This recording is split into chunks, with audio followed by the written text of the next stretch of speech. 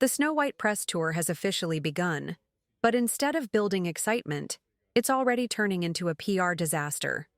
The kickoff event took place at the Oscars, with Someday My Prince Will Come playing in the background, fully embracing the Snow White theme.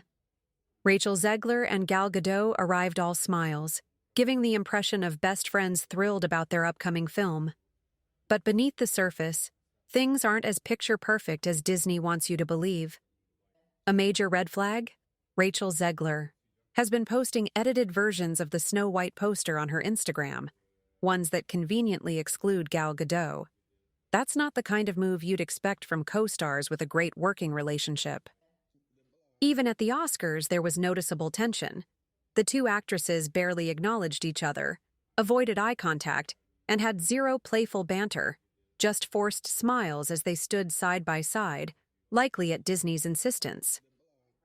Meanwhile, Disney is scrambling to fix the growing PR mess, pushing the narrative that Rachel and Gal are close friends who fully respect the legacy of Snow White. But with their awkward body language and clear disconnect, it's hard to take that seriously. And the problems don't stop there. Over the weekend, reports surfaced that Snow White's box office projections have dropped significantly, with the film now expected to open at just $53 million. That's a troubling number for a high-budget Disney remake, and it only adds to the storm of bad press surrounding the film. So, is Disney's damage control working, or is Snow White doomed before it even hits theaters? With fans and industry insiders watching closely, the studio might need more than just magic to turn this around. All right, folks, let's settle this once and for all. We've had endless debates over how to pronounce Gal Gadot's name, but the mystery is officially solved. Just listen to how she was introduced on stage. Welcome, Rachel Zegler and Gal Gadot! Boom! Case closed. And yeah, I'll admit, I've messed it up a few times before. But when a stunning woman like Gal Gadot says her own name, you listen.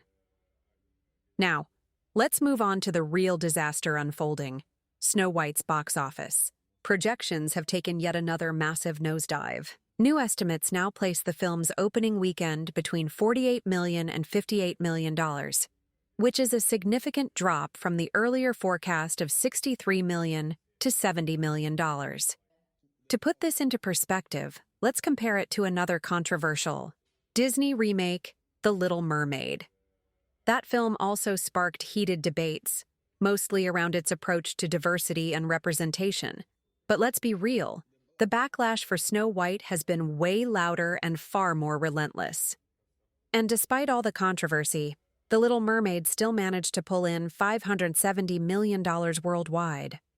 Sounds impressive, right? Well, not exactly. Disney actually lost money on that film because its budget was originally reported at $250 million, but later revealed to be closer to $300 million. Even with a $95 million opening weekend, it still wasn't enough to be considered a true success. Now, let's compare that to Snow White. If it's already struggling to break $50 million on opening weekend, things are looking even worse? This could turn out to be a bigger financial disaster than The Little Mermaid, which already failed to turn a profit. At this point, Disney has got to be sweating. With all the controversy, bad PR, and declining box office predictions, can Snow White turn things around? Or are we looking at one of Disney's biggest flops yet? Drop your thoughts in the comments. Snow White's budget disaster just got worse, all right, guys. This just keeps getting crazier. We were already talking about Snow White's disastrous box office projections, but now things are looking even worse. Right now, the film is tracking for an opening weekend of around $50 million, which is less than half of what The Little Mermaid pulled in. If this downward trend continues, yikes, we could be looking at one of Disney's biggest flops in years. And let's talk about the budget, because this is where things get even wilder. By the end of 2023, Disney had already dropped $270 million on Snow White. That's before reshoots and post-production costs, so by the time everything is said and done, this movie is going to cost well over $300 million. At this point, it's looking like it might even surpass The Little Mermaid in terms of total costs, and that film was already a financial disaster for Disney. But here's the funniest part. You already know that certain media outlets are going to try spinning this narrative. Just watch.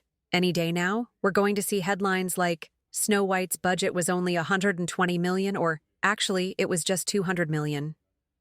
We see right through that. They've already started using vague wording like $200 million B+, which technically isn't a lie. But come on. If the real number is closer to $350 million, then yeah, it's $200 million plus. But that's just playing games with the truth. So what happens now? Well, with just 13 days until release, March 20th to be exact, expect Disney to go into full-blown damage control mode. We're talking more interviews, more desperate PR moves, and probably even more, trust us, this movie is amazing. Speeches. But will any of that actually work? At this point, can Snow White even be saved, or is it already doomed? Let me know what you think in the comments.